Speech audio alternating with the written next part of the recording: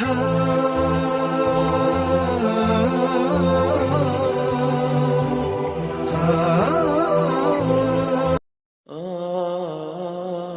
یحییٰ بن ابی راشد نصری رحمۃ اللہ علیہ کہتے ہیں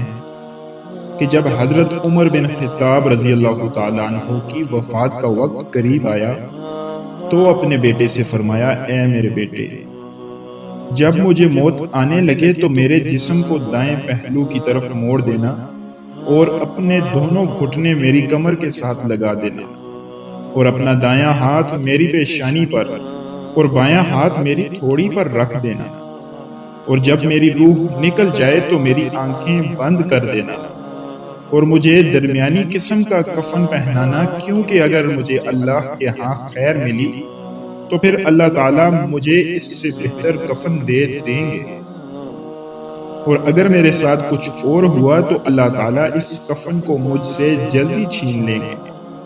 اور میری قبر درمیانی قسم کی بنوانا، کیونکہ اگر مجھے اللہ کے ہاں خیر ملی تو پھر قبر کو تا حد نگاہ کشادہ کر دیا جائے گا، اور اگر معاملہ اس کے خلاف ہوا تو پھر قبر میرے لیے اتنی تنگ کر دی جائے گی کہ میری پسلیاں ایک دوسرے میں گھس جائیں گی۔ میرے جنازے کے ساتھ کوئی عورت نہ جائے، اور جو خوبی مجھ میں نہیں ہے اسے مت بیان کرنا، کیونکہ اللہ تعالیٰ مجھے تم لوگوں سے زیادہ جانتے ہیں، اور جب تم میرے جنازے کو لے کر چلو تو تیز چلنا،